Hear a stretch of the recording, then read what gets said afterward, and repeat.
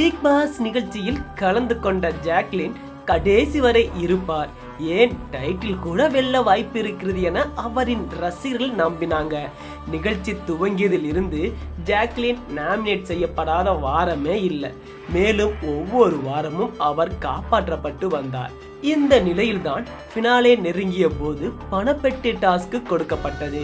8 லட்சத்திற்கான பணப்பெட்டியை எடுத்துக்கொண்டு 35 வினாடிகளில் திரும்ப வேண்டும் என்பது டாஸ்க்.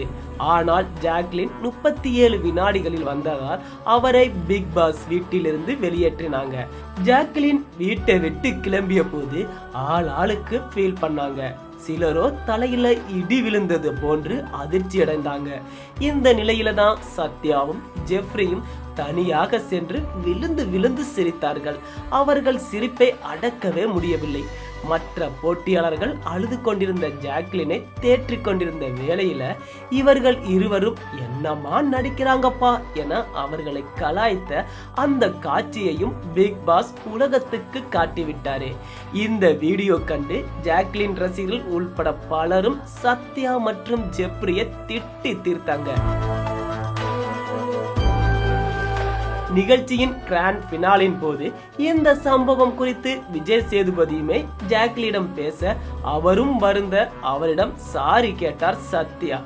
ஜாக்லின் வெளியேற்றத்திற்காகத்தான் சத்யா ஜெஃப்ரி அப்படி ஓவராக சிரித்தார்கள் என நினைத்த பிக் பாஸ் பார்வையாளர்கள் அவர்களை விளாசினார்கள். ஒரு புள்ள கிளம்புது, உங்களுக்கு சிரிப்பா இருக்கா?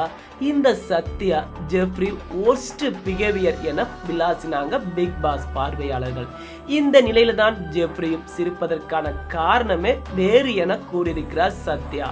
பிக் பாஸ் வீட்டில் இருந்த அனைவருமே டைட்டில் மீது தான் கண் இருந்தது. அதனால் யாரும் யாருடனும் சேர்ந்து கேம் ஆடவில்லை.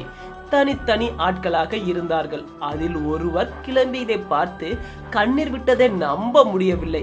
அதனால் தான் அதை பார்த்து நானும் ஜெஃப்ரியும் சிரித்தோம் என்கிறார் சத்யா.